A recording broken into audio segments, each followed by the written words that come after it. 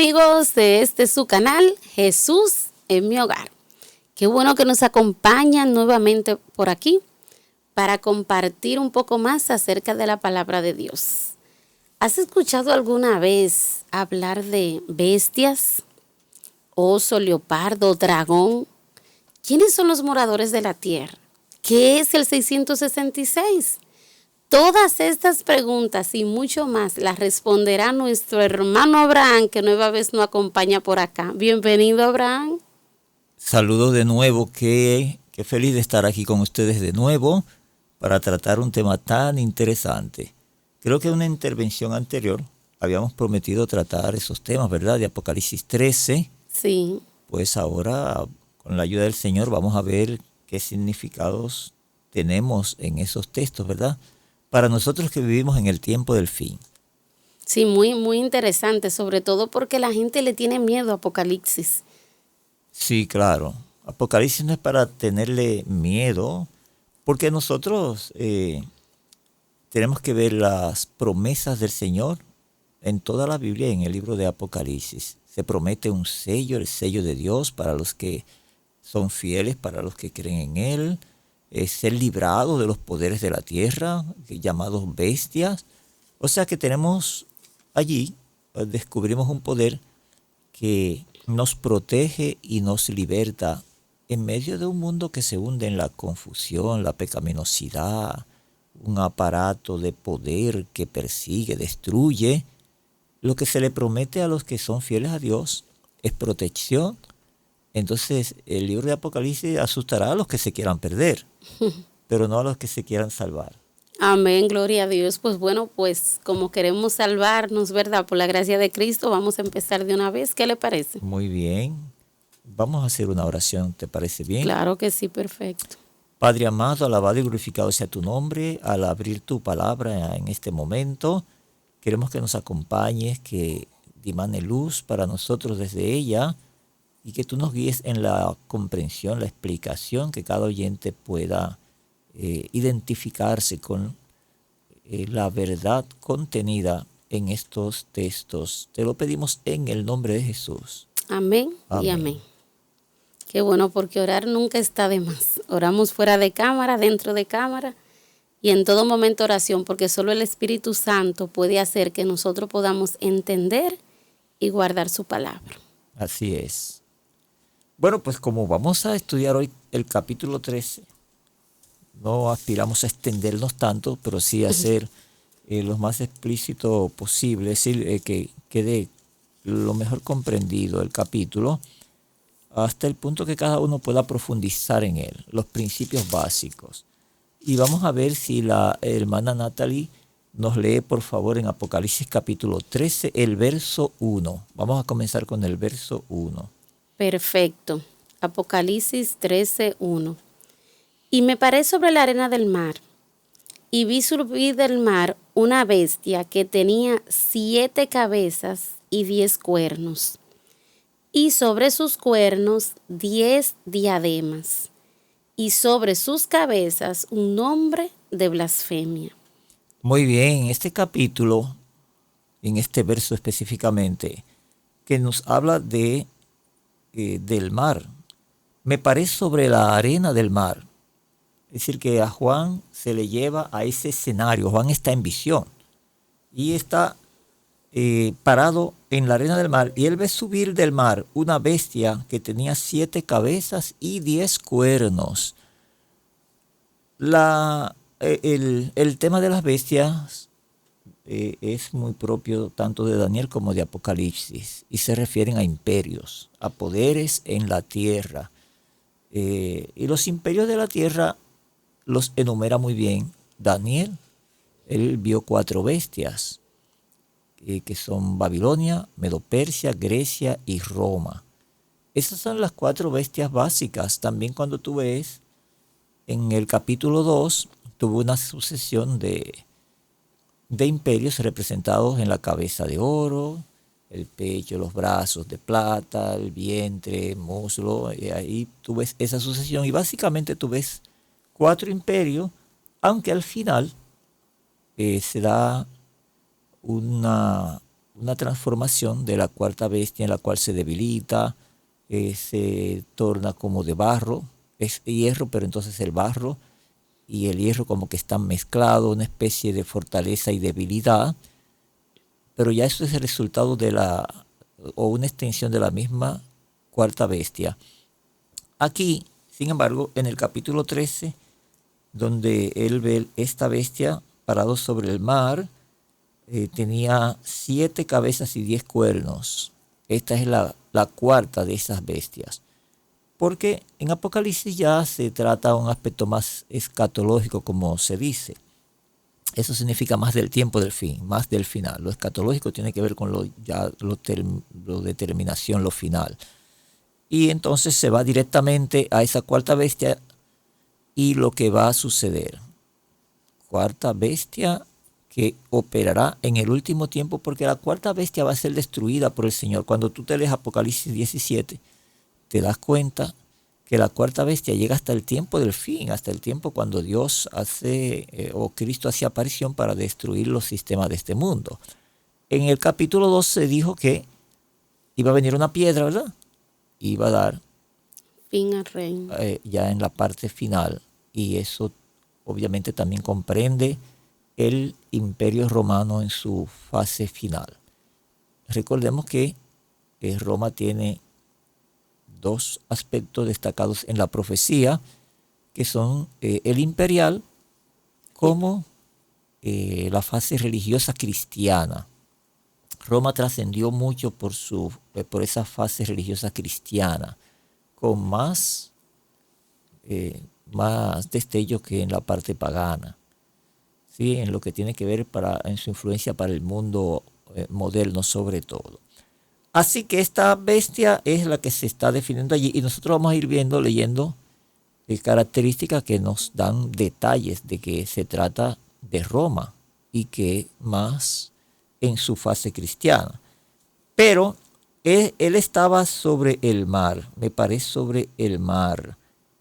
El mar tiene un símbolo.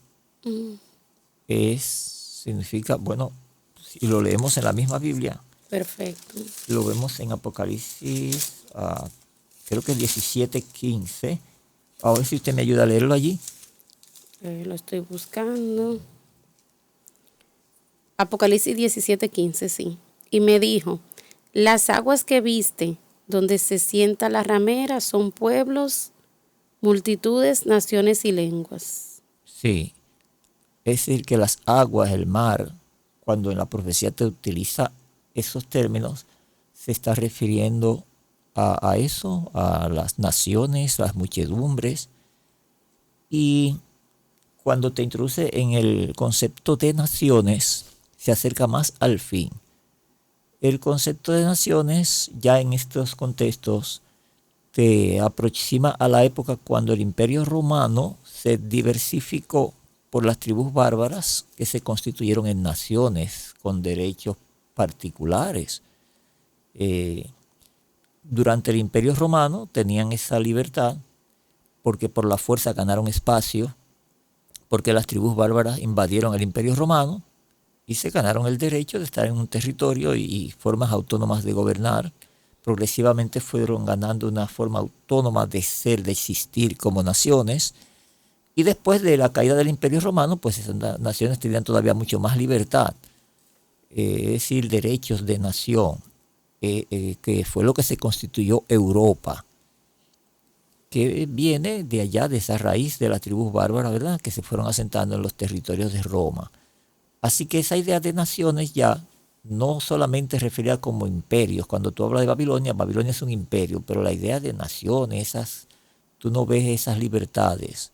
Babilonia, Medo-Persia, Grecia eran imperios absolutos, conquistaban otros pueblos, pero la idea de nación como con derechos particulares, con libertad, ya se va introduciendo más después de Roma, sobre todo ya cuando lo analizamos en el contexto de las profecías. Así que esas son las aguas aquí que encontramos en el capítulo 13, verso 1, el mar, las aguas, y vi subir una bestia que tenía 7 cabezas y 10 cuernos. Los 10 cuernos son las 10 tribus bárbaras. hubo un cambio, un momento que en otra parte te menciona 7, pero recuerda que se destruyeron 3 por las luchas del dominio en Roma hasta el año 538. Pero después eso vuelve a restablecerse, porque el 10, además de ser las tribus completas, también es un número que indica como totalidad, y ya se extiende a todas esas tribus bárbaras que fueron primeramente Europa, pero después el 10 abarca a la totalidad de las naciones de la tierra, referido como una manera general, que terminan inclinándose a la bestia Roma. En este caso ya es la Roma religiosa cristiana, que fue un poder definitivamente. Y los cuernos, que son 10 diademas, 10 reinos, tienen un significado no solamente de poderes de gobiernos particulares, sino que también implican una corriente de pensamiento, una corriente de acción, un tipo de presencia en la política con un curso de acción propio diferente a los otros. Cada cuerno, unos más que otros, se destacan en el Apocalipsis con un tipo de filosofía de acción y de aplicación del poder que va trazando las pautas para el desenvolvimiento político, los principios políticos que van a incidir en el pensamiento global político, la geopolítica. Eso es un tema interesante porque después tú te encuentras más adelante, aquí en este mismo capítulo, un cordero que tiene 2 cuernos, ¿verdad? Sí. Pero habla como dragón. Esos 2 cuernos son 2 corrientes de pensamiento, 2 influencias de pensamiento político en el mismo Estados Unidos, que representan alineamientos en cuanto a principios, y eso también sucede con los 10 cuernos. Tienen distintas maneras de influir y de alinearse con lo que es verdad o es mentira. Y sobre eso quizás vayamos destacando. Pero todo ese cuadro se va presentando desde el principio, desde el verso 1, ¿verdad?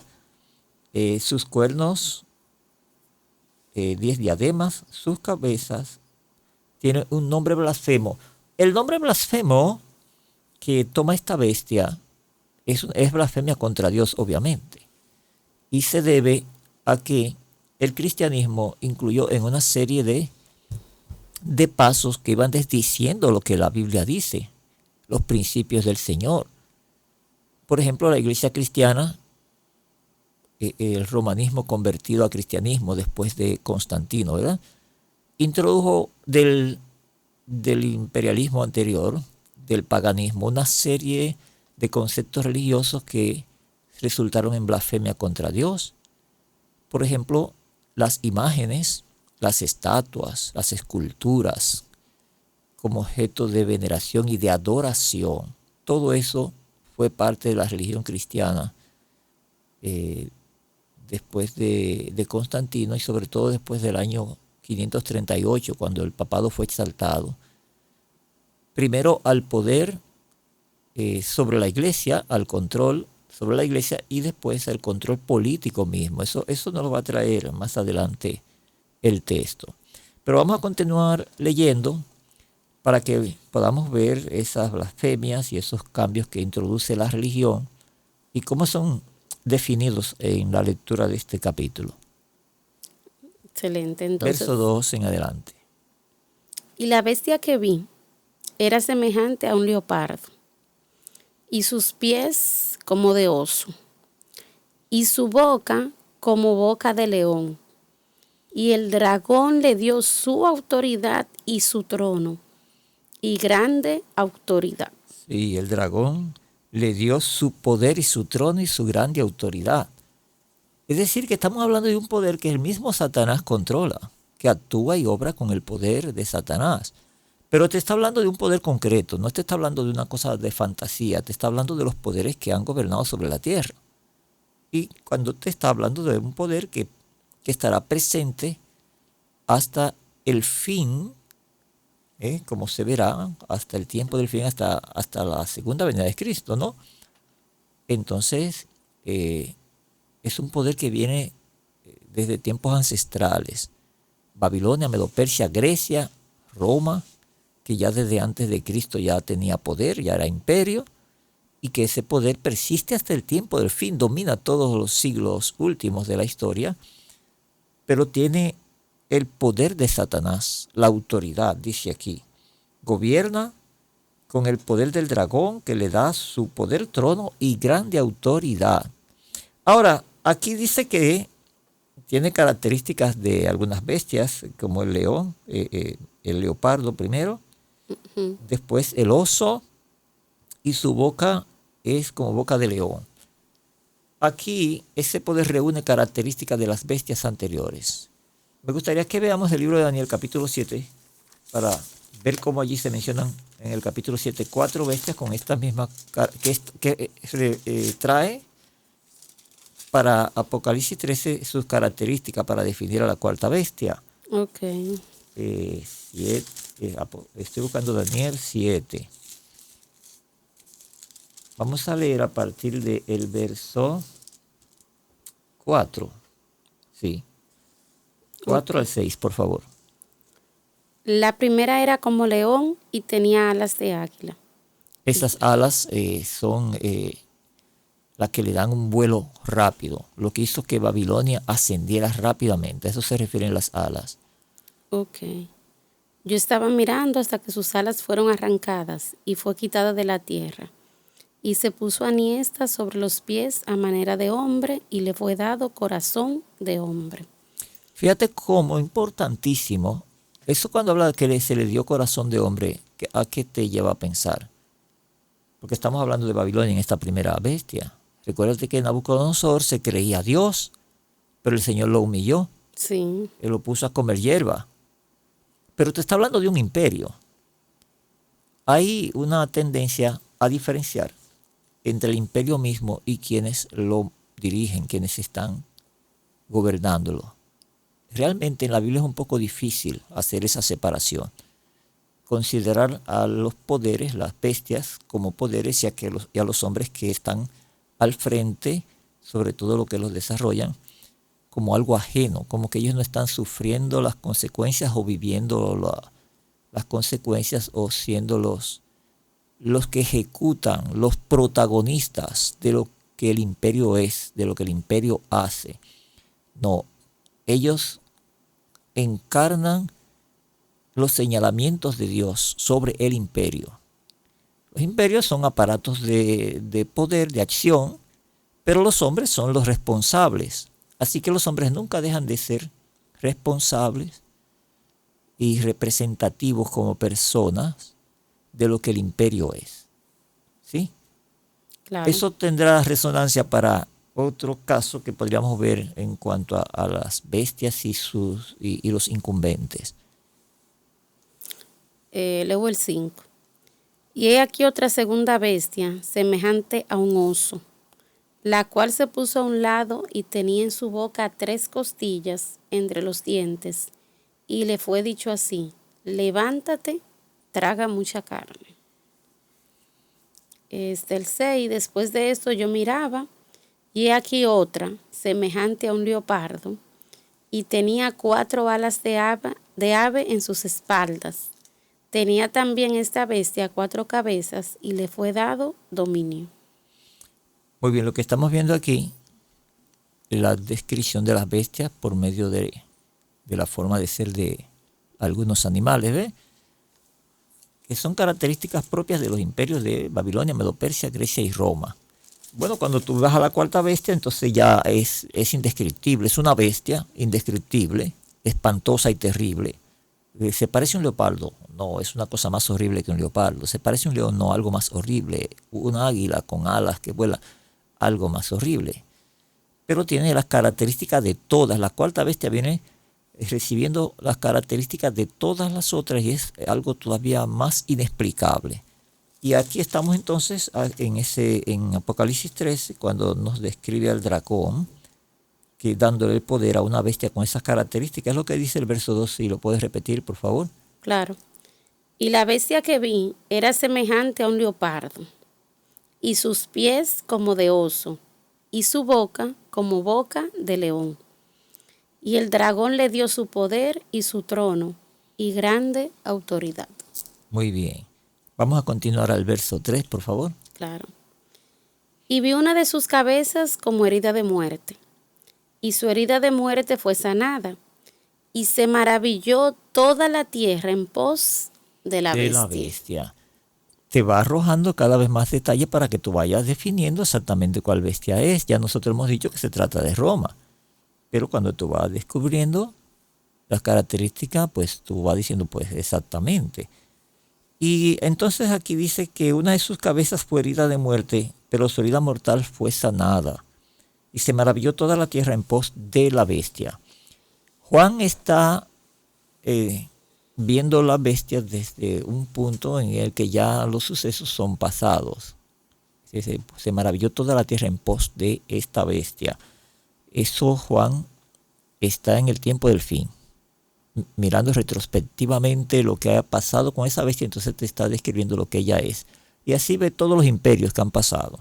Ahora, una bestia que recibe una herida de muerte, pero que es sanada. Todos los imperios han caído, pero no se han vuelto a levantar. Babilonia cayó, la Babilonia que fundó Nabucodonosor.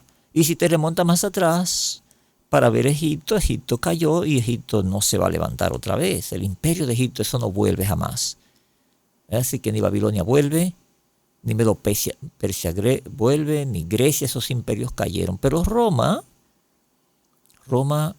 está viva todavía. Sí. Pero recibió una herida mortal porque la Revolución Francesa le puso fin a la dinastía papal, a su ejercicio de poder, a su prestigio, pero recibió una herida mortal, pero no murió. Por eso el espíritu de Roma está vivo. Las naciones de Europa siempre aspiran a restablecer el imperio, a unirse. El esfuerzo de las naciones de Europa es confederarse para revivir el poder que tenían antes. Por eso tú oyes hablar del grupo de los 7, que el grupo de los 10. Son iniciativas de reconstruir a Europa como un gobierno que tenga el control del mundo. Así que está vivo y resulta ser que la religión todavía está viva, porque la religión cristiana, con el liderazgo del papado, todavía tiene una influencia poderosa en Roma. Y esa influencia se ha extendido a América, sobre todo a toda América. Y esa influencia está llegando a otros continentes, a otros países, hasta a China, a los musulmanes y todo. O sea, el cristianismo, si bien no ha penetrado a tanto esos países orientales y de otras corrientes, pero tiene una influencia y está penetrando. Y se promete alcanzar más. Pero se mantiene vivo, ese es el punto, que no ha muerto.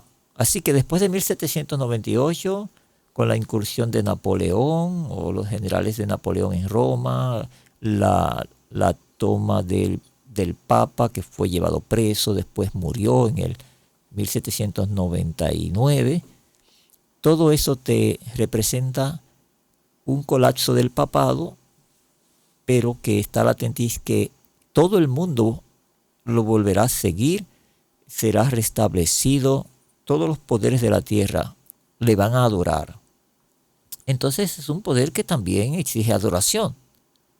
Aquí te lo presenta como un poder que tiene adoración, que habla blasfemias y todas esas cosas. O sea, vayamos notando entonces que hay un poder que se va definiendo a la medida que vamos leyendo. Vamos a continuar. Apocalipsis 13, versículo 4. Y adoraron al dragón que había dado autoridad a la bestia. Y adoraron a la bestia diciendo, ¿quién es semejante a la bestia? ¿Y quién podrá luchar contra ella? Eso te dice que es un poder que trasciende mucho, que gana la admiración y que la gente le tiene un respeto como influencia religiosa. Y como ya sabemos, en el cristianismo, la adoración no solamente se remite a Dios. La religión enseña que la persona que está en supremacía en el ejercicio temporal de la iglesia es quien recibe la adoración, quien da perdón, a quien la gente se le postra. Hay que postrarse como respetando su dignidad, no solamente como un rey, como un acto de respeto por su calidad de rey, sino también como religioso, como un vicario de Dios. Recibe esa autoridad. La misma doctrina cristiana dice que Pedro en la iglesia recibió una autoridad como una representación misma de Cristo, y que en su persona Cristo recibe pues la adoración, es objeto de adoración y de un trato como de una persona que tiene poderes para salvar, para abrir la puerta del cielo y todas esas cosas. Es decir, que hay adoración. Pero aquí dice que a través de la adoración del hombre, el dragón es blasfemado, es adorado. Y Dios es blasfemado. Por eso es un poder blasfemo. Y vamos a ver qué más. Muy interesante. Versículo 5. Y le fue dado boca que hablaba grandes cosas y blasfemias. Y le fue dada potestad de actuar 42 meses. Qué detalle más interesante. Porque si tú estás confundido, entonces te dice el tiempo por el que actuó, que fueron 42 meses. En 42 meses, que los meses se estiman de 30 días, hay 1260 días, 42 meses. La profecía se da en clave y los 1260 días son 1260 años. Estamos hablando de que hubo 1260 años de hegemonía de este poder, o sea, de la iglesia en el poder sobre las naciones de la tierra.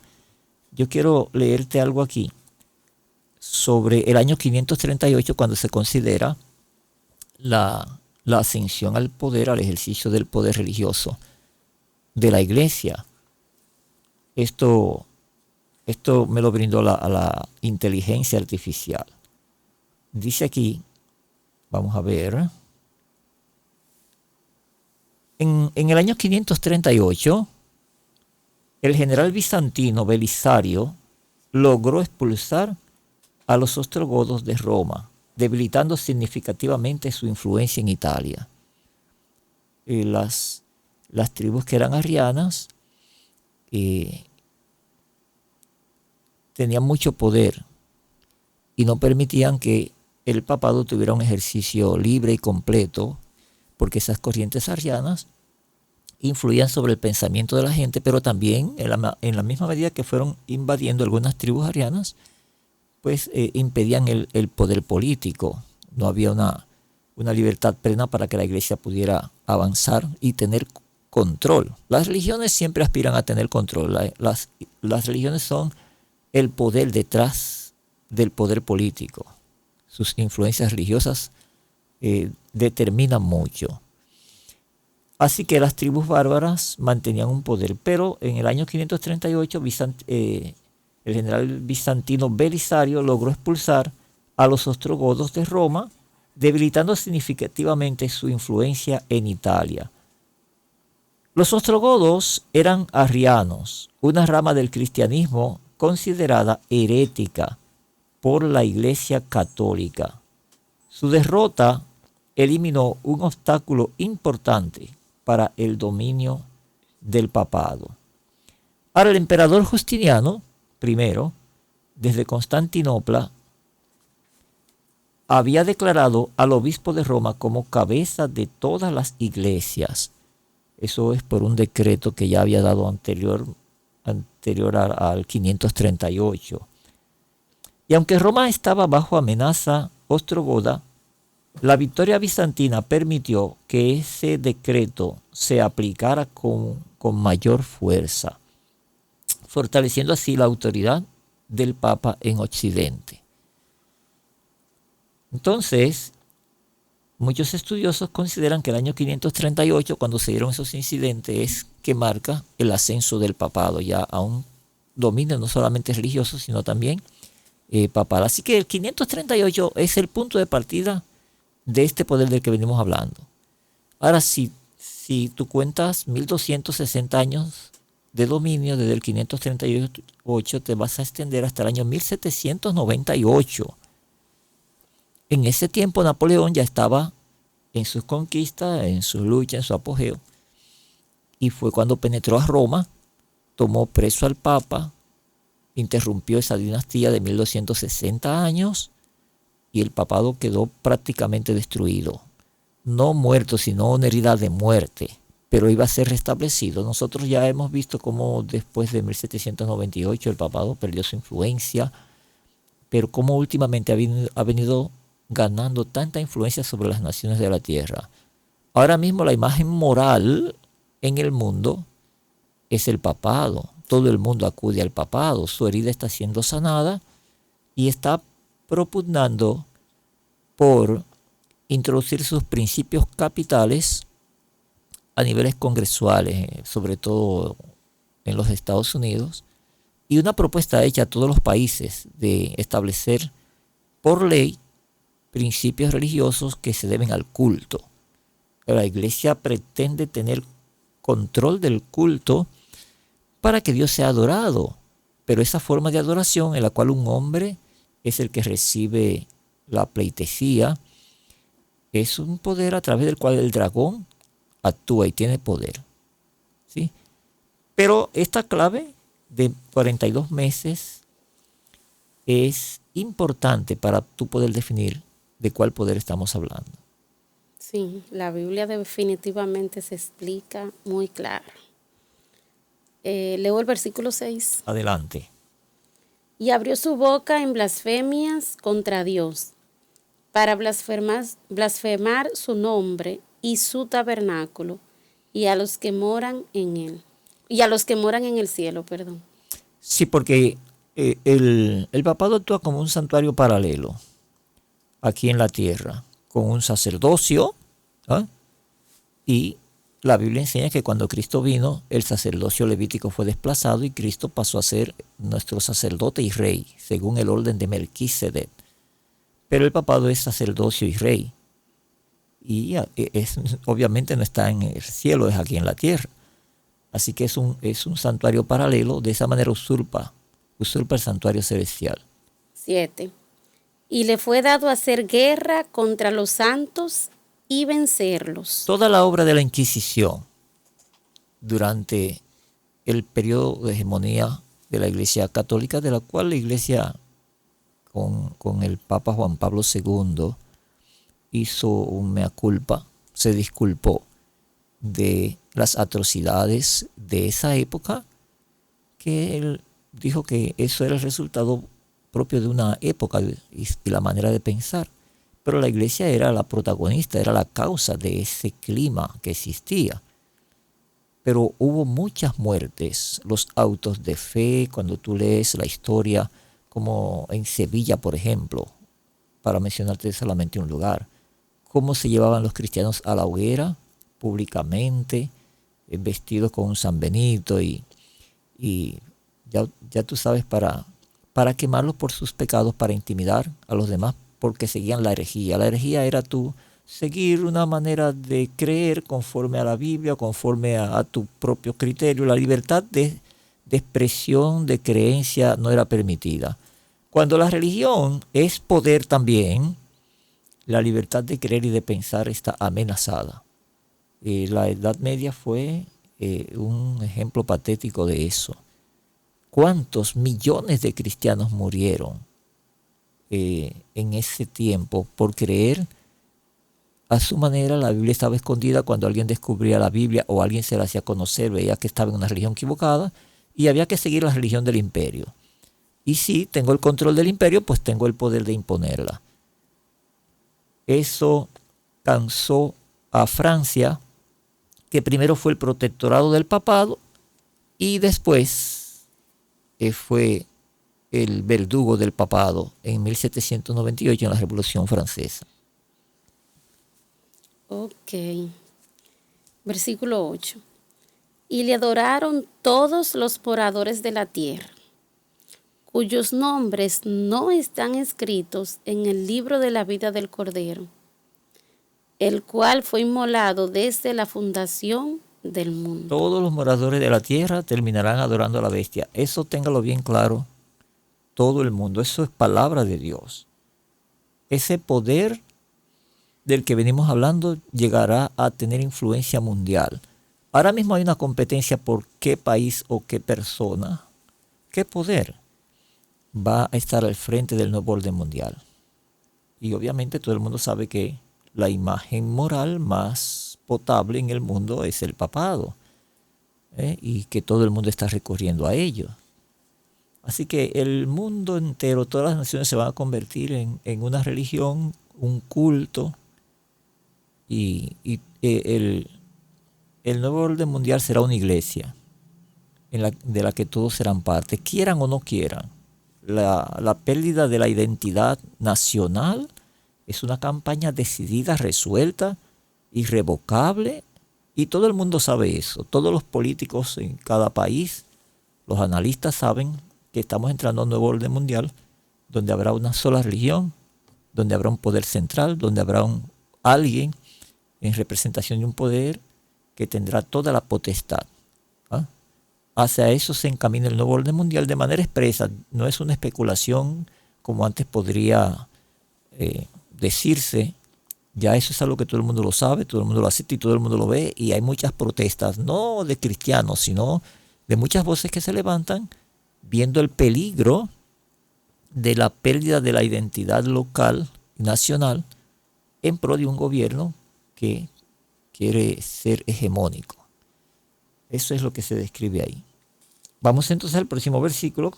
Voy a leer 9 y 10 juntos, porque el 9 dice, si alguno tiene oído, oiga. Sí, preste atención, ponga atención. El que lleva en cautividad, irá en cautividad. El que espada matare, a espada debe ser muerto. La iglesia mató muchos cristianos durante la Edad Media, pues eso mismo le pasó al papado en 1798.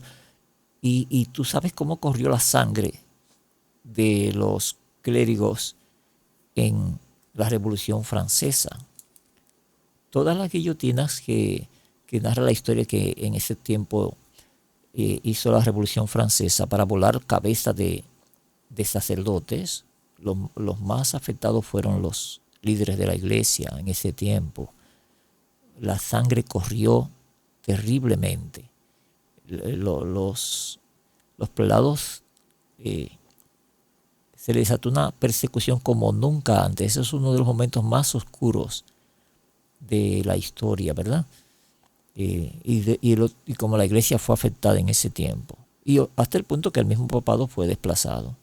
Porque si alguno lleva en cautividad, ¿qué le va a pasar? Irá en cautividad. Va en cautividad. Y si alguno mata a espada debe ser muerto. Aquí está la paciencia de los santos. Los santos esperan en la venganza de Dios.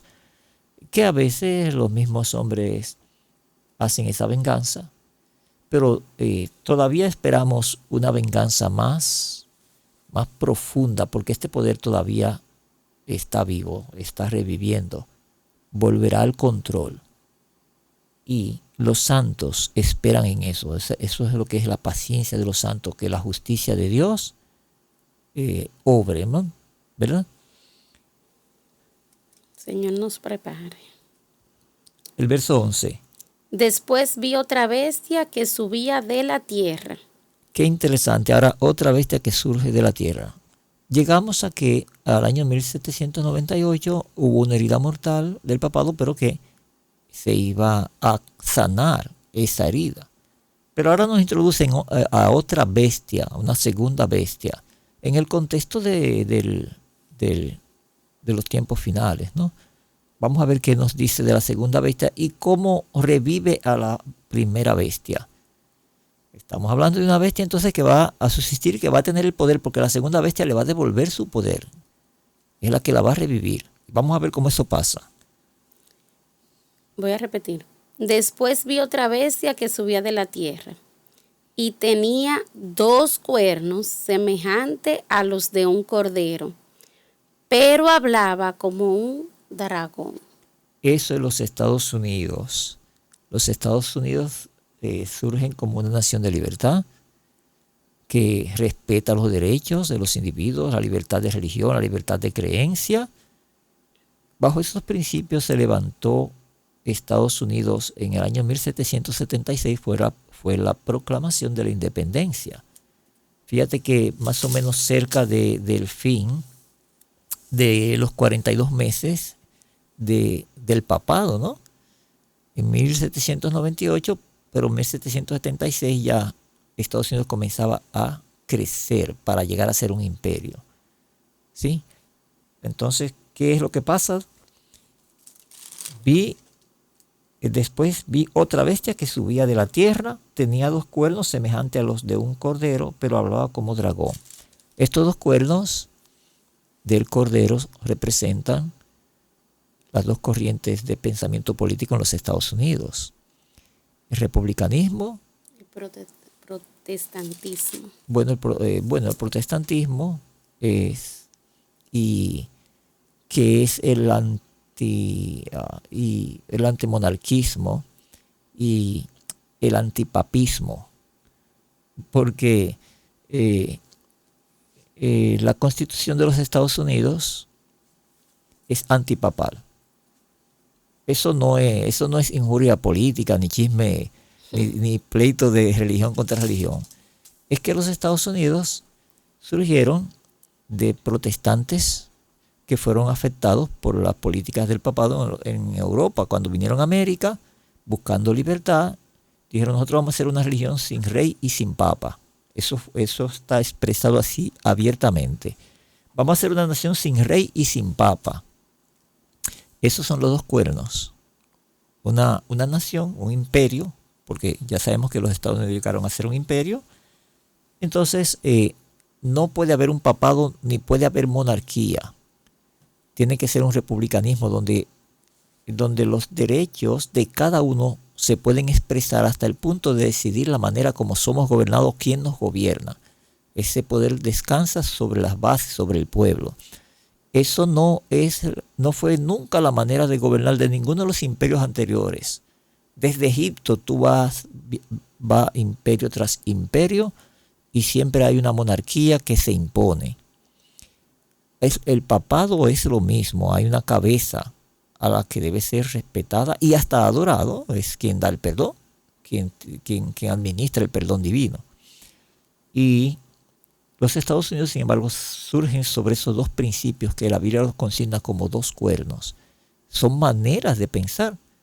Ya decíamos al principio que hasta los mismos 10 cuernos representan líneas de pensamiento en Roma, en la medida que fueron ganando espacio, la manera de ser, la cultura de cada nación, pues formó un imperio multiforme, pero manejado por el papado, que le transmitió su cultura a ellos, pero que mantuvieron su identidad y su manera de pensar. Después, cuando tú analizas a Francia, a Inglaterra y esas naciones, tú ves su manera de operar, la manera como alcanzaron el poder, cómo influían, tú dices, son corrientes de pensamiento. Eso mismo son los 2 cuernos de la segunda bestia, son 2 corrientes de pensamiento que influyen en los Estados Unidos. Allá ahora mismo hay 2 partidos básicos, ¿verdad? ¿Cuáles son? El republicano, el demócrata. Y son los 2 soportes políticos de lo que Estados Unidos es. Aunque hay otros partidos más recientemente, pero son básicamente las 2 corrientes de pensamiento que determinan lo que Estados Unidos es. Y sin embargo están siendo amenazados esos 2 principios, o básicamente uno, el de la libertad religiosa. El papado está ganando influencia, mucha, y parece que algunas razones políticas están llevando a los Estados Unidos a inclinarse al papado, darle lugar a su manera de proceder, respaldarlo políticamente como poder. Inmediatamente los Estados Unidos pasen a respaldar al papado por conveniencia, para hacer que su influencia política sea un medio de que el papado alcance leyes de carácter religioso, que ya es una propuesta abierta. a través de las encíclicas papales, se propone que los congresos de cada país hagan leyes que favorezcan el día de culto para cohesionar la familia. Eso es una insistencia, como dije en otro programa aquí, creo, que trae el papado desde Juan Pablo II en todas las encíclicas que existen hasta el presente, desde Juan Pablo II, van insistiendo en una ley dominical. La ley dominical no es una insistencia de los adventistas del séptimo día, ni una calumnia, ni un extremismo. Es un afán del catolicismo, y si usted quiere saber si es verdad, lea todas las encíclicas de los distintos papas desde Juan Pablo II hasta aquí para que usted vea si el domingo no es el elemento social religioso más aspirado, más vendido, más exigido, y cómo está calando cada día más esa influencia, hasta el punto que hoy es algo, hay un proceso ya formal en torno a eso que yo creo que más adelante lo vamos a ver. Ok. Entonces, Abraham, leo el versículo 12. Sí, vamos a ir entrando ya en la parte final de este capítulo. Vamos a leer, por favor. Y ejerce todo el poder de la primera bestia en presencia de ella, y hacia la tierra y a los moradores de ella adorar la primera bestia, cuya herida de muerte fue sanada. Continúe. Y hace grandes señales, de tal manera que aún hace descender fuego del cielo a la tierra delante de los hombres. Eso nos trae la imagen de Elías, ¿verdad? En el Monte Carmelo con los sacerdotes de Baal, donde él le dijo, pidan que descienda fuego, hagan su altar, pidan que descienda fuego, pero no descendió fuego. No. Pero en el altar de Elías descendió el fuego y quemó todo. Y eso fue la evidencia de que Jehová es Dios y no Baal. Pero mire qué cosa va a pasar ahora. Dios no va a obrar por una evidencia milagrosa para que usted sepa cuál es la religión verdadera, a cuál Dios usted va a seguir. No. Hoy es más peligroso, porque hay que depender de lo que dice Jehová, de su palabra, conocerla. Porque milagros van a suceder. Las fuerzas del mal van a hacer que descienda fuego. Entonces no se va a tratar de milagros, evidencias y cosas grandiosas que usted pueda ver, porque van a pasar cosas impresionantes. Usted va a decir, ay, ahí está Dios. Pero son falsedades. Usted tiene que definir qué es verdad, cuál es la iglesia verdadera, fundamentado en la palabra de Dios. Tiene que conocer cada punto de la verdad. Porque un milagro no le va a decir dónde está Dios. Los milagros hoy en día van a llenar todo. ¿Y cuántos milagros uno ve por ahí? ¿Cuántas cosas impresionantes están llenando nuestro ambiente religioso y político? Entonces, el conocimiento de la palabra de Dios es lo que nos va a ayudar a definir dónde está la verdad. Y aquí se van a dar algunos signos que también nos van a ayudar a identificar dónde está la verdad, cuál es la religión falsa, cuál es la verdadera. Sí, Abraham, y sabe que lo peor de todo esto es que a las personas nos gustan esas cosas. Nos llaman, nos llenan, y si no lo sentimos, pues no es real. Una vida muy emocional. La gente vive una vida muy afectada por lo sensacional. El mundo político está decidido por eso. Cada presidente en cada país va a llegar al poder en la medida que invierte en la publicidad que vende y que impresiona a la gente. Y la religión está en lo mismo. Es decir, que hoy se necesita mucho depender de la palabra de Dios para saber qué cosa es verdad y qué es mentira. Wow, que por encima de los sentimientos un escrito está. Exactamente. Versículo 14.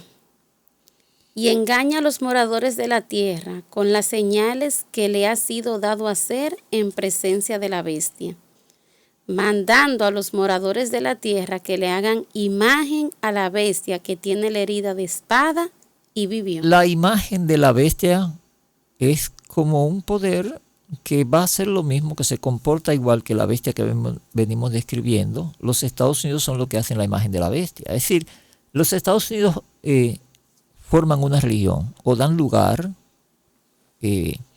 aupan una forma de religión que termina siendo igual que el papado.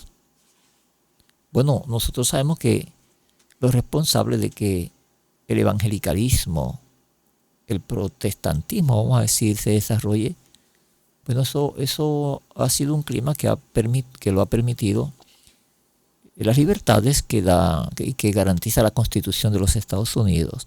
Esa segunda bestia, entonces, definitivamente es el cristianismo protestante. Son la imagen de la bestia. Pero el protestantismo ha existido desde hace mucho tiempo, pero en el último tiempo, el tiempo del fin, como ya es lo que sucede aquí en estas lecturas, el protestantismo llega a propugnar por los mismos principios del catolicismo. Cuando se convierten en una imagen es porque llegan a imponer su religión desde el poder. El protestantismo, doctrinalmente, filosóficamente, como diría alguien, aspira al poder. El concepto del protestantismo es que la nación es de Dios. Y que si la nación es de Dios, que eso suena muy bonito, ¿verdad? Entonces, pues la iglesia debe tener poder, debe actuar no solamente como una influencia en la sociedad, debe tener lugar al poder, que los pastores puedan ser congresistas, puedan ser gobierno propiamente. Y es algo claro, doctrinalmente, el pensamiento de los protestantes, la mayoría, ese no es algo oculto, y hoy se está actuando en esa dirección más que nunca. Bueno, el gobierno actual, hemos visto tendencias muy marcadas a darle espacio en el ejercicio del gobierno al protestantismo.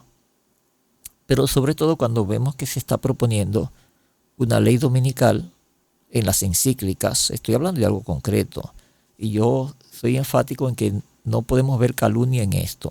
Estamos refiriendo cosas concretas que usted puede seguir.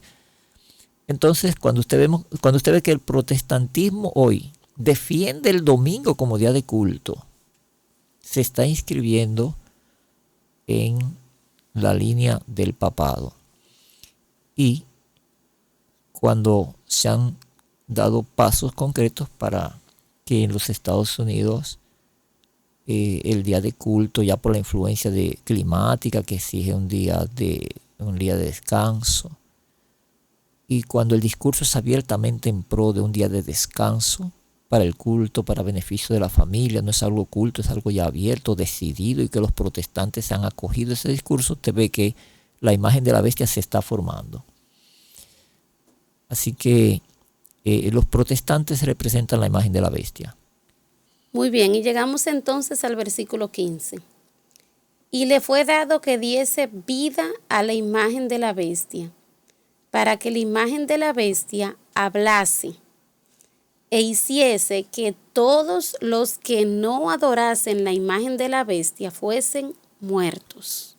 Así que los que no sigan al papado y al protestantismo, que es la imagen de la bestia, es decir, cuando el protestantismo alcance el poder en los Estados Unidos, hará lo que ha hecho la religión en todos los tiempos cuando ha alcanzado el poder, a imponer las doctrinas por la fuerza.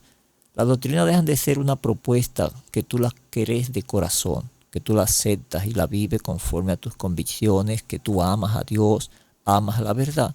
Ya esa no es la razón por la que tú tendrás que ser un cristiano. Tú tendrás que ser un cristiano porque la religión está en el ejercicio del poder, entonces ya eso se impone por ley. Hay leyes que te fuerzan a cómo creer, cómo vivir la religión. Y en los Estados Unidos eso se está viendo cada vez como una necesidad. Tú oyes los discursos en pro de que hay que tomar medida, porque no es posible que hayan tantos desenfrenos. Debe haber una regulación de la manera de creer. Esos son discursos que tú oyes por donde quiera.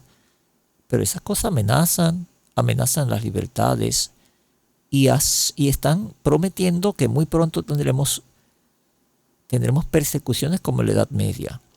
Y uno dirá, bueno, pero en el mundo de las luces eso puede suceder.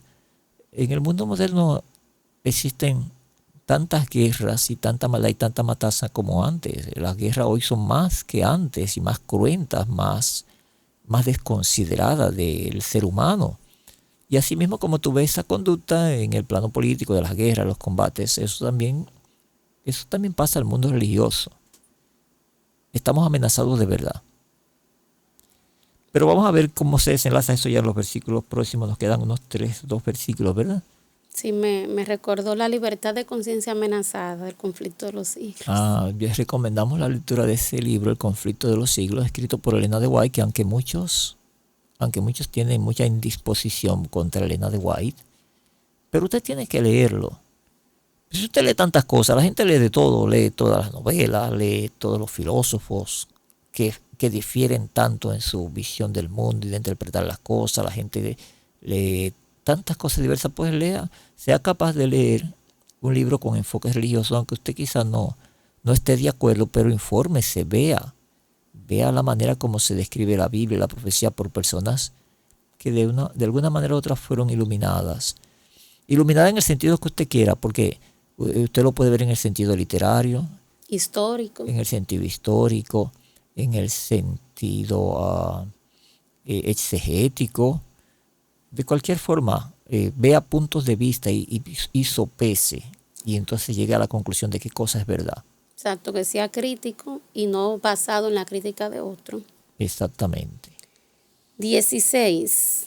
Y hace que todos, pequeños y grandes, ricos y pobres, libres y siervos, se les ponga una mano en su mano derecha o en su frente. Una marca. Una marca, sí. Se les ponga una marca en su mano derecha o en su frente. Fíjate, no es que habrá una religión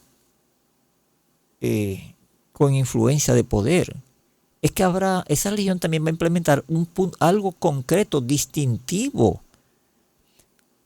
En la sociedad se va a implementar un elemento concreto, específico, que te va a identificar como seguidor de Dios o no. Fíjate que habrá una marca. ¿Y qué cosa puede marcarnos? Bueno, la gente dice que es un chip. He escuchado eso. ¿Qué será esa marca? Bueno, eso digamos que eso es parte de todo el paquete, pero en sí, la marca es un asunto religioso, es un asunto espiritual. No es un asunto de que físico, que se me ve en la frente o en la mano o algo electrónico. Eso es cosa espiritual, no es cosa de electrónica. Téngase cuidado, hermano. No, es un asunto de distintivo espiritual. Y el Señor siempre ha puesto un distintivo espiritual. Hasta la circuncisión, que una vez fue una señal, pero implicaba algo espiritual. En sí es algo del corazón, dice la Biblia, que se trataba de algo del corazón. Usted puede estar circuncidado físicamente, pero su corazón no lo está. Entonces es algo espiritual. Después la circuncisión pasó porque no era el elemento. El elemento siempre ha sido, la señal siempre ha sido algo espiritual. El sábado se dio como señal.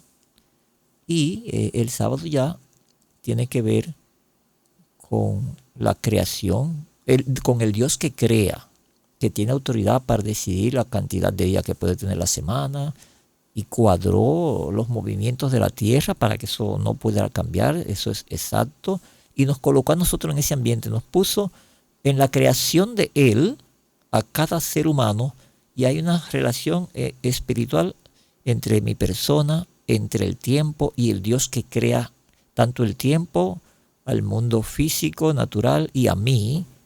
Hay una relación inevitable ahí.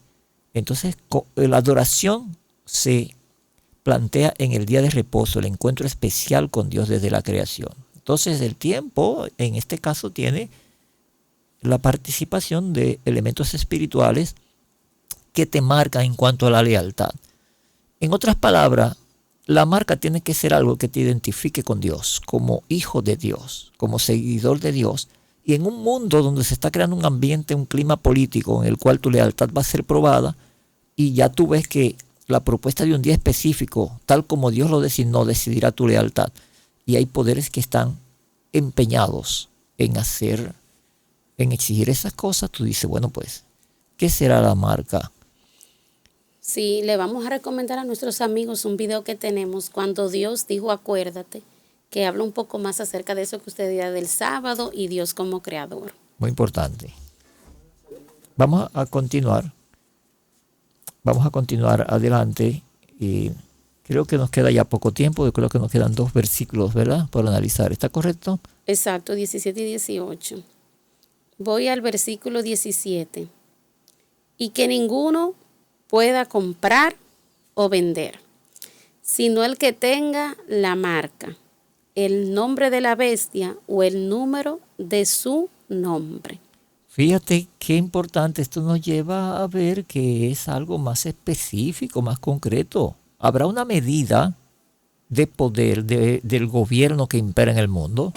Los Estados Unidos son el imperio que tiene la hegemonía en el mundo, aunque tuve otros poderes que supuestamente van a surgir, que van a llegar a ser el próximo. No habrá otro próximo imperio. Ya no hay más futuro. Esto se acabó. El que no se da cuenta que esto se acabó, Está acabado. que se examine, ¿verdad? Esto se acabó.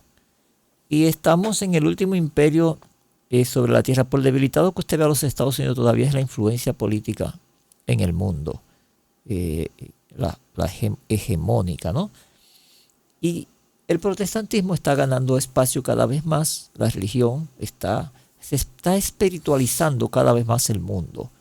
Y obviamente las religiones influyentes en el marco del cristianismo, porque aquí todo está dentro del marco del cristianismo.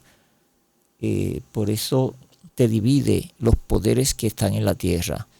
El dragón, por una parte. También te habla de el falso profeta. Son 3 poderes, la triple unión, que va a caer. Pero el cristianismo es la que trae la línea de todos los imperios y cómo la religión ganó el poder. Ya el espiritismo que se expresa en esas religiones chinas, el taoísmo, el hinduismo y esas cosas, son el espiritismo del que habla y que entra en la triple unión. Así que es otro campo que terminará también uniéndose en el mismo propósito al final, porque se van a unir los 3 y después se van a desensamblar. Eso lo vemos cuando tú analizas los 7 sellos. El último sello te dice que cae. Creo que estamos hablando de Apocalipsis capítulo 6, donde el 6º sello, ¿estamos en lo correcto? Fíjate, leamos de pronto así ya para terminar cómo se desensambla la triple unión. En el 6º sello, ¿estoy en lo correcto? Dice, y cuando abrió, Versículo 12. miré cuando abrió el 6º sello, y aquí hubo un gran terremoto y el sol se puso negro como tela de silicio, la luna se volvió toda como sangre. Aquí te está hablando, primero te habla de qué. Hubo un gran terremoto en 1755. Recuérdate que las señales son históricas. Tú no las puedes ver que se cumplieron en un año. Son señales que se van dando en el tiempo para llevarte al tiempo del fin. Un terremoto, 1755, el terremoto señero de la historia. Lisboa. El sol se puso negro como tela de silicio y la luna se volvió como sangre. Son eventos que ocurrieron en 1780 y el 83.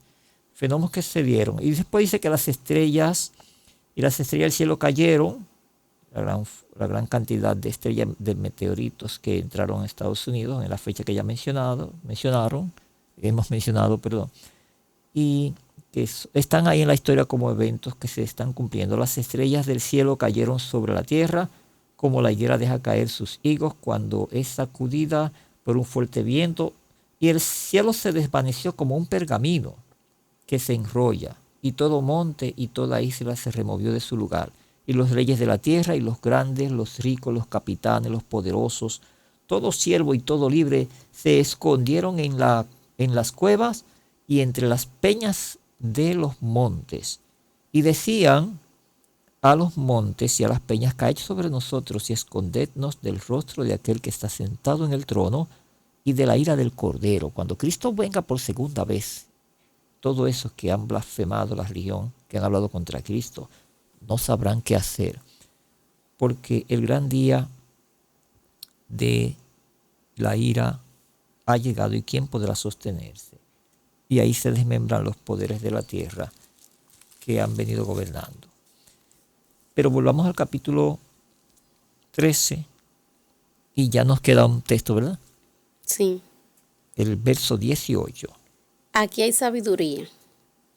El que tiene entendimiento cuenta el número de la bestia, porque es el número del hombre y su número es 666.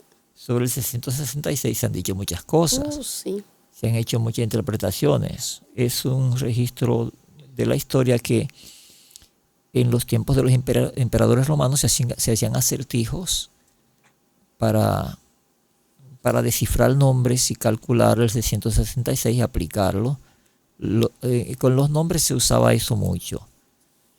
Y así eso es un acertijo que, por ejemplo, los adventistas manejaron y han manejado durante mucho tiempo que el 666 se refiere al nombre del papado, a su título, Vicarius Filii Dei, que si tú lo calculas, Vicarius Filii Dei, las letras en los números romanos tienen un valor numérico, y te daría 666 exactamente, pero hay algo, eso ha perdido fuerza y peso, y además ha perdido base, fundamento histórico, porque si en algún momento las revistas adventistas daban datos de una corona que tenía el Papa que decía Vicarius Filii Dei, si eso fue verdad alguna vez, ya no lo es. Y te explico. Se ha borrado de la historia, no sé cómo, si lo hubo alguna vez, la evidencia de que en el papado hayan existido coronas que digan Vicarius Filii Dei. Eso no se puede demostrar ahora mismo. Si alguna vez se pudo demostrar, hoy ya no es posible. Y nosotros sabemos que hay evidencias que se borran en la historia. Hay fuerzas que influyen en la historia para borrar hechos, eso pasa. De todas maneras, el poder que venimos tratando está muy identificado en todo lo que nosotros venimos por su proceder, por su presencia, por su acción, por lo que pretende ser, por lo que ha hecho, eso está ahí. Y se le asigna el 666 como el que lo identifica. El 6 es el número del hombre. El hombre fue hecho el sexto día. Y el séptimo día es el día de Dios. 6 días trabajarás. Los 6 días son la presencia del hombre. Y el hombre es el protagonista en la naturaleza, en la vida, en el mundo. Pero Dios el séptimo día es el que está presente. Es el día de Él. Así que está el hombre y Dios. Dios, el 7 implica la perfección, la plenitud, el hombre la imperfección, el 6. Así que el 6 es número de hombre, es lo que dice la Biblia concretamente, es el número de hombre. Y 666 es una manera de repetir lo mismo. 666 es el hombre en su plenitud de acción. Pero si no le damos lugar a Dios, entonces no se trata del humano, se trata de lo divino. A quien tú debes adorar es a Dios, no al hombre. Y el 666 se refiere al hombre en el ejercicio del poder en lugar de Dios. ¿Sí? Así que eso es el 666, el que tiene entendimiento cuenta el número de la bestia, pues es número de hombre, y su número es el 666. Y si quieres citar a Vicarius Filii Dei, que es vamos a decir una tradición entre muchos, bueno, pues eso es un acertijo. Lo que la profecía te dice es que tú puedes valerte de distintos acertijos para tratar de definir, y son acertijos, son cosas que son válidas en la interpretación y que siempre se han usado en términos de la sabiduría. Y ya vemos que en Roma eso se hacía con los emperadores y con otros nombres de otros grandes. Es algo que hoy también lo podemos hacer, y tú te puedes valer de algún recurso. Otros utilizan otros nombres que no es Vicarius Filii Dei. Dux Cleris, si tú lo calculas, también te da 666. Lateino también algunos lo calculan y le da 666. Tú puedes usar nombres cualquiera que se refieran al poder, que en el contexto te dice quién es. Y son un ejercicio como de sabiduría, de acertijos. Son acertijos. No podemos pretender que los acertijos puedan tener una expresión definida, matemática, exacta, perfecta. Te llevan a usar la imaginación en el marco de un contexto que te va describiendo todo lo demás y que te permite tener una conclusión correcta, aproximada también y con cierto trasfondo espiritual. Por eso se define también como un acertijo. Bueno, Natalie, en el día de hoy hemos dedicado un tiempo al análisis de Apocalipsis 13. Hay muchas cosas que seguir estudiando, analizar. Cada quien en su casa ahora debe coger la Biblia, comenzar a analizar la historia, ver los puntos claves que da la profecía para definir los poderes que actuarán en el último tiempo. Dos bestias que se combinan. Los Estados Unidos, la segunda bestia, el papado, la primera bestia. Cómo el protestantismo entra allí para ser lo que fue el papado en la Edad Media, ahora en el tiempo del fin, y cómo los cristianos van a ser perseguidos, porque aquí dice cuál será la suerte de los que crean en la verdad, conforme a como está narrada en la palabra de Dios. Porque cómo es que dice que hacía que a todos, pequeños y grandes, ricos, esclavos, libres, todo el mundo, se le pusiese una marca y quisiera matar al que no la adorase. Hermanos, viene una lucha por la adoración. Detrás de todo eso está la lucha por la adoración, y usted tendrá que estar de una parte. Usted tendrá que estar claro en lo que cree, en lo que sigue. Y en Apocalipsis nos dice que debemos nosotros seguir. Vamos a terminar con ese versículo, hermana Natalie. Es Apocalipsis 12, 17. Después tendríamos que ver el capítulo 12 para que veamos cómo esta lucha histórica que hemos visto en este capítulo, en el capítulo 12 se narra de otra manera. Pero la parte final nos dice en qué punto debemos estar usted y yo. Capítulo 12, verso 17. Y con ese texto concluimos.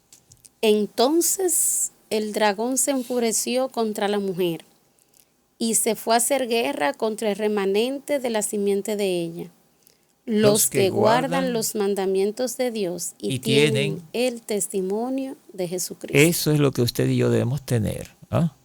La fe de Jesús y el testimonio de Jesucristo, los que guardan los mandamientos de Dios. No solamente basta con yo tengo a Cristo. No, si usted tiene a Cristo y Cristo no es un poder para usted andar en la obediencia, usted no tiene a Cristo realmente. Y si usted solamente tiene ley y es un legalista y no fundamenta sus principios de la ley en el poder de Cristo, en Cristo todo lo puedo. En Cristo puedo obedecer plenamente sus mandamientos, 100%. Puedo ser perfecto al obedecer por el poder de Cristo. Humanamente eso es imposible, pero lo que enseñan los mandamientos es que, y eso debe tenerlo claro todo el que recibe el sello de Dios. En Cristo hay poder para guardar los mandamientos como lo tuvo Cristo, como Cristo obedeció. De la misma manera que Cristo obedeció, yo puedo obedecer, porque Cristo no vino a obedecer en lugar mío. Él obedeció Él. Y entonces vino a traer un poder para que yo pueda obedecer. Por eso yo tengo que imitar a Cristo. Si uno no tuviera que imitarlo. Imitarlo significa que tengo el desafío de obedecer como Él obedeció. Y en Él hay poder para obedecer. Amén. Que el Señor nos bendiga. Muchas gracias. Gracias, hermano Abraham, por acompañarnos. Esperamos que vuelva pronto. Gracias a ustedes por quedarse hasta el final, acá en Apocalipsis 13 y uno que otro versículos de la Biblia, porque así es como debemos hacerlo. Un poquito aquí y un poquito allá. Le invitamos a que busquen cada día más del Señor, a que se documenten, a que estudien, a que ustedes puedan saborear por experiencia propia que el Señor tiene para ustedes cada día. También le invitamos a suscribirse a nuestro canal. No solo vea los contenidos, también suscríbase. Comparta para que al igual que usted, otras personas puedan aprender, puedan ser bendecidos. Dele me gusta y si le place, también puede dejarnos un comentario. Así que, hermano Abraham, ¿alguna última palabra para ya terminar? Recibe el sello de Dios. El sello de Dios es un distintivo que tú debes tener. Y como ya vimos, se va a expresar en algo concreto, porque hará matar a todo el que no tenga la marca de la bestia. Habrá algo concreto específico que será la marca de la bestia, por lo cual tú serás procesado legalmente. ¿Ah? ¿Qué ley será esa? Será una ley contraria a los mandamientos de Dios, definitivamente. Y los mandamientos que dicen: no matarás, no cometerás adulterio, no tendrás dioses ajenos delante de mí, acuérdate del día de reposo, etc. Y ahí el único mandamiento como que amenaza a la paz social es la del día. En la cultura en la que nosotros vivimos hay un solo mandamiento que realmente amenaza los conceptos religiosos de los poderes, y es el de la adoración, el del día de reposo. Así que por ahí anda el distintivo que te dirá si tú eres hijo de Dios, si tienes el sello de Dios, o si no lo eres. Recíbelo. Amén, amén. Dios te bendiga, Dios te guarde y hasta la próxima.